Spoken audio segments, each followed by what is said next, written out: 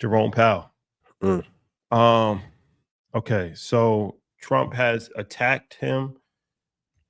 Friday, he attacked him. Jerome Powell spoke on Thursday, I believe, or Thursday or Friday, and he pretty much said that, tariffs would definitely lead to inflation and tariffs would lead to a slow growth in the economy. I guess Trump didn't like that too much, called him Mr. Too Late, and now he doubled down on it, called him a major loser, said it's time for him to retire. Can't wait for him. And now I heard that he's even pursuing, he's examining ways that they could potentially get rid of him, because they really can't get rid of him unless it's like gross negligence. Is that examining? That's a new word. Examining. He's sleeping. It's okay. I got you back there. There you have it. So Jerome Powell said they may or they may not cut rates. He hasn't committed. Trump wants a commitment, and he wants it to happen as soon as possible. Is that something that's going to happen, and is that even something that could be helpful? Because some people said that could actually be even more harmful to the economy. Yeah, this is above my pay grade for sure. I know I may have hubris when it comes to the stock market, but these issues are outside of my class, if you will. I feel for Jerome Powell because you can either pause rates cautiously or cut aggressively. Both are going to have negative reverberations in the marketplace. And the part that's really interesting is if I'm him and I'm planning, let's say I wanted to pause rates.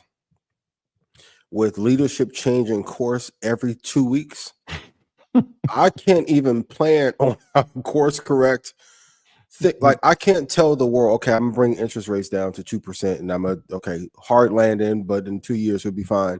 And in 2 weeks, they change course on tariffs or policies, which may thwart my plan and then make me look like the bad guy. So he's in an unwinning position. It's almost the equivalent of like athletes who have to play for a different coach every year.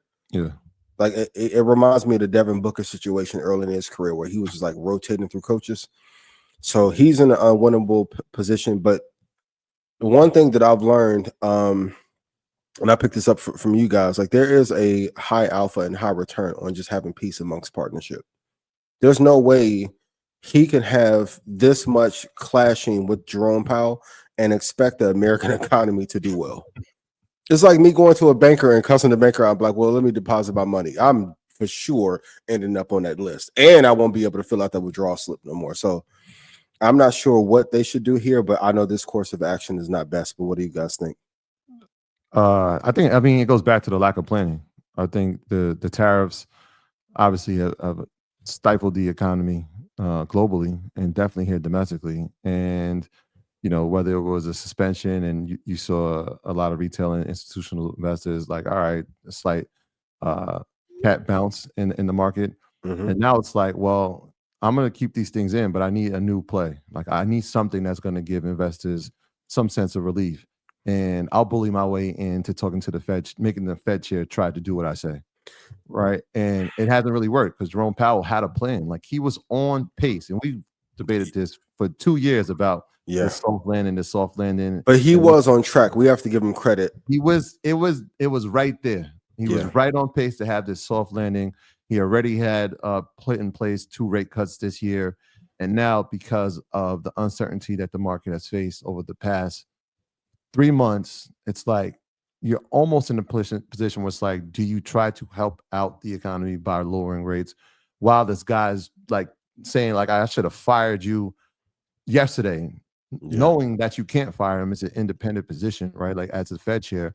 But like the pressure of that, right? It almost makes his legions of people and believers like this is the reason like this is happening. You're the reason that eggs are causing this way. You're the reason why unemployment is going to go up. You're the reason for inflation. And they're not really educated on how this really works.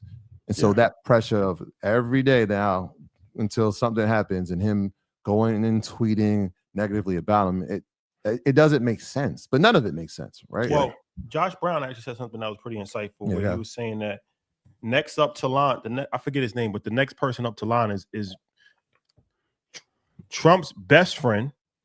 It's his son-in-law. So Jared Kushner? No. Not Trump's son-in-law. It's Trump's best friend. Trump. Okay, got you. That's the next person up to line for the Fed chair. So okay. he's pushing to try to get him out as soon as possible because he knows that the next Fed chair is going to be in pocket pretty much. Paraphrasing, is going to be friendly to the Trump administration. They have close family ties, and he can pretty much get what he wants out of that situation, he thinks, because of the family relationship that he has with the father and the whole situation. Yeah. So the goal becomes put as much pressure on him to hopefully he'll resign. Yes, or try to kick him out. I mean, Trump. I think anything is possible with Trump. They're gonna try to see if they can find a way. I mean, they've already gone against federal law and they've gone against Supreme Court orders in the past. So it's not out of the realm of possibility for him to say you're fired. Yeah, because the only thing that they can say is that there's no recourse for you to do that. All right, well, sue me.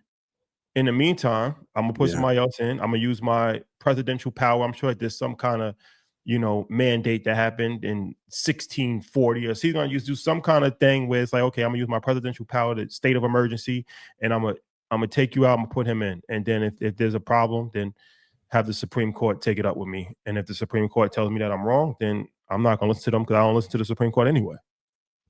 So I think the guy that they have rumored is Kevin Warsh to replace him. So they said they started interviews last week to replace the Fed chair. My guy Jerome. So we'll see.